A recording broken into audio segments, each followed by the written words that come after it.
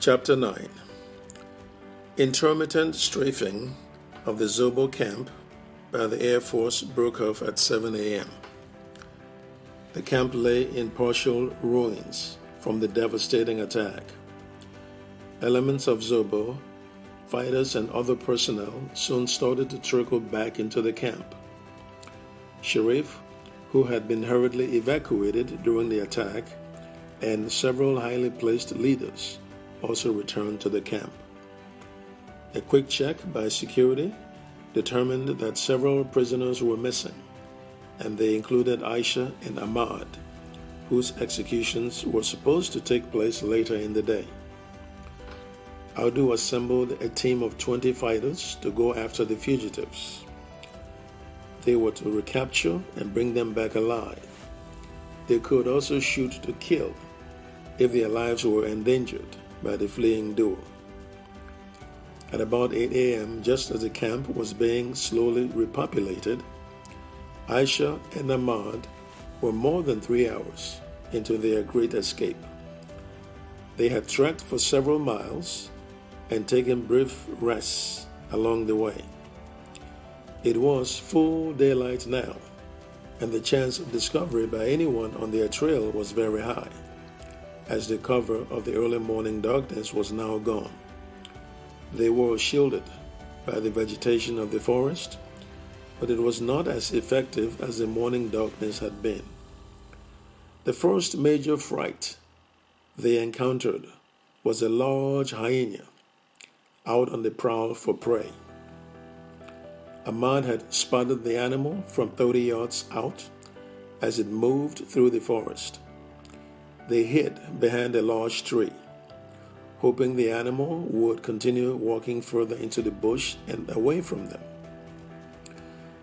Ahmad was particularly apprehensive. If the animal attacked, he would have to shoot it, and the echoing noise from the gunshot through the quiet forest would definitely attract unneeded attention, especially from pursuing ZOBBO fighters. Ahmad had suddenly pushed Aisha into the tree when he saw the beast. Aisha thought danger lurked, but for several minutes Ahmad did not tell her why he pushed her into the tree. When he whispered in her ears about the prowling hyena, he had to hold her from fainting from overwhelming fright. Aisha was in disbelief and shook with terror. Ahmad held her tightly for a moment, then assured her he was in control of the situation. They were going to make it out of there safely, and he would shoot the animal if it attacked. Aisha was reassured, and she stopped shaking. They restarted the trek after hiding behind the tree for 15 minutes. The animal, fortunately, had disappeared into the thick bush, as Ahmad had predicted.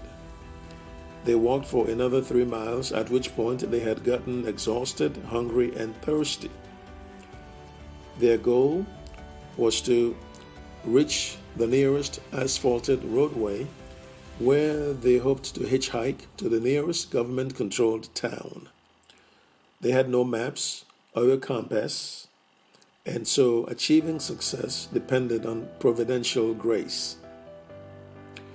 They came up to a small stream with fresh, clear, flowing water. Little critters, squirrels, grass cutters, bush rats, and porcupines were out and about by the stream. Ahmad wanted to shoot a few of them for lunch, but they had no way of making a fire to roast the meat, and they couldn't eat them raw. A consolation option was a wild mango tree next to the stream, and there were a lot of ripe mangoes on it.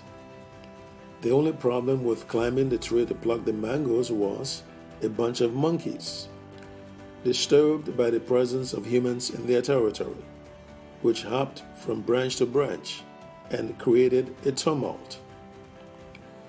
The monkeys were angry at the intrusion into their place, where it appeared no human had ever been in before. Ahmad's leeriness about attracting attention if he shot off a round from his AK-47 was not as pronounced because they were much further into the bush, where their exact location would be difficult to discover by anyone on their tracks. The monkeys whooped and screeched non-stop and swung from branch to branch. They kept eyes on Ahmad and Aisha all the time. A particularly extremely agitated one hung from a tree branch directly above Ahmad and urinated on Ahmad's head. Ahmad unslung his weapon and fired a burst into the tree, making sure he did not aim at any of the animals, for he did not intend to kill. He only wanted to scare the monkeys into bolting from the tree.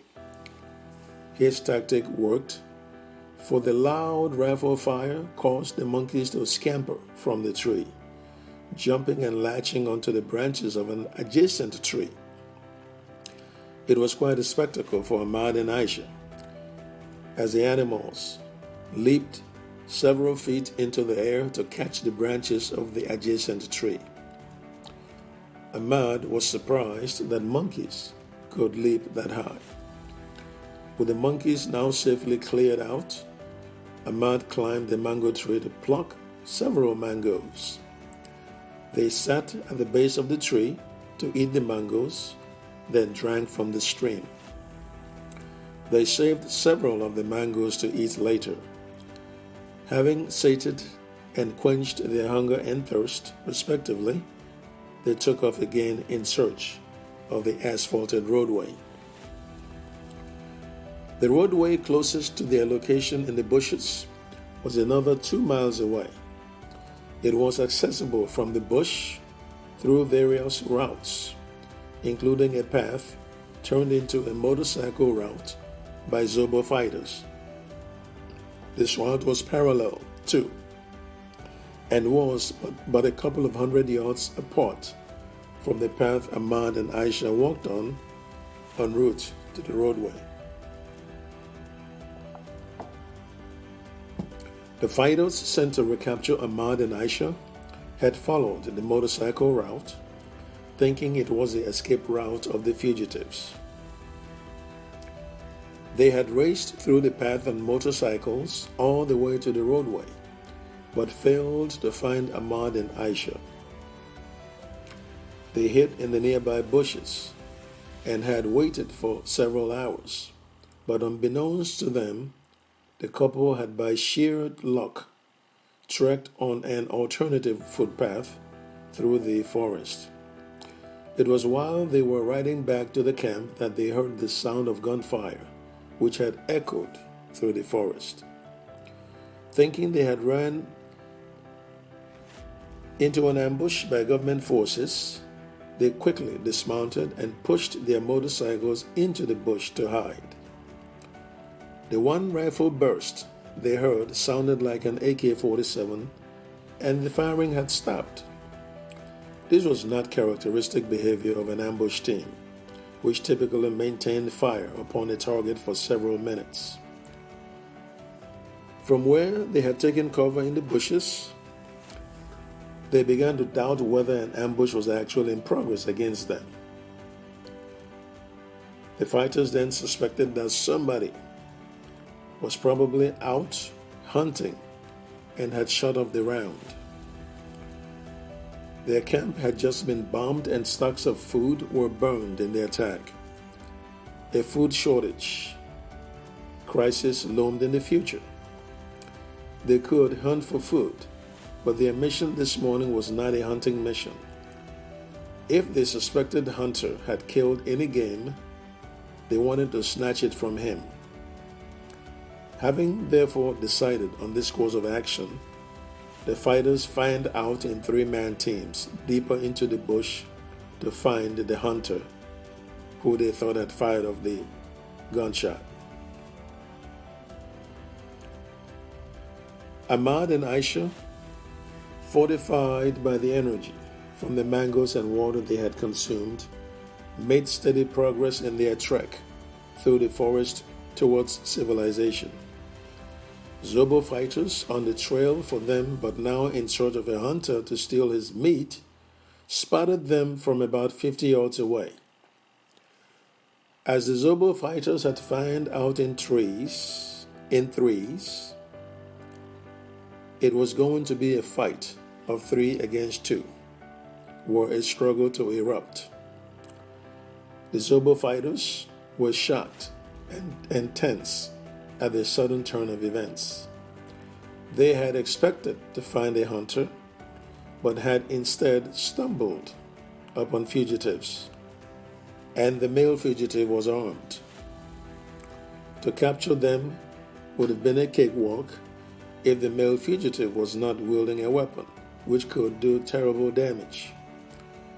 They had a choice of engaging Ahmad and Aisha or running off to alert their colleagues, who were in various sections of the bush, to increase their numbers and chances of winning the gunfight. But they chose to engage alone.